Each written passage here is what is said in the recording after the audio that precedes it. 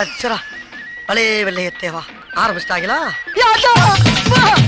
தெரியாம கேட்டுட்டா தெரியாம ஐயோ எவனே தெரியல எனக்கு. ஐயப்பா வளைச்சா சொல்றானே.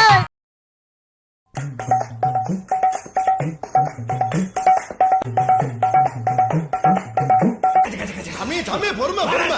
ஐயோ கொதிக்கிறாரே.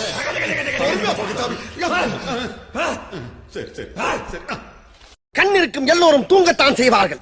ஏதோ அலுப்பில் கொஞ்சம் அசந்திருப்பேன். இவ்வளவு ஏன் ராஜராஜ சோழன் கூட போர்க்களத்தில் குதிரையிலே தூங்குவார். தூங்கி மம்மி மாமா மாமா மாமா What? ஹாய். நீ வேணா சண்டைக்கு வாடா. நீ வேணா சண்டைக்கு வா.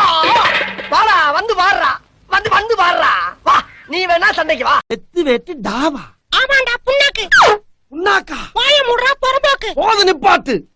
நான் யார் தெரியுமா? தெரியும்டா. உனக்கு தெரிஞ்சு போச்சா? உலகத்துக்கே தெரியும்டா நாரப்பேல. ஒரு கிளி இவ்வளவு பேசுறதை என்னால ஒத்துக்கிற முடியாது. எனக்கு கோபம் வந்துச்சு.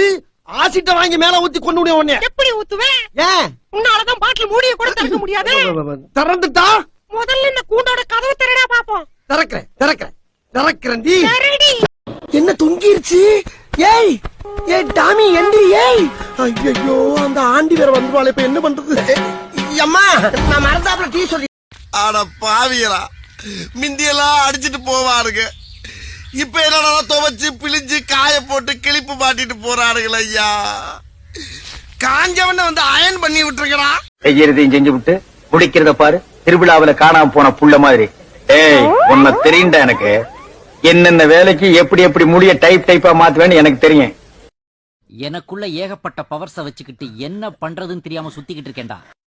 நீ வேணா சண்டைக்கு வாடா. நீ வேணா சண்டைக்கு வா. வாடா வந்து பாடுறா. வந்து வந்து பாடுறா. இப்ப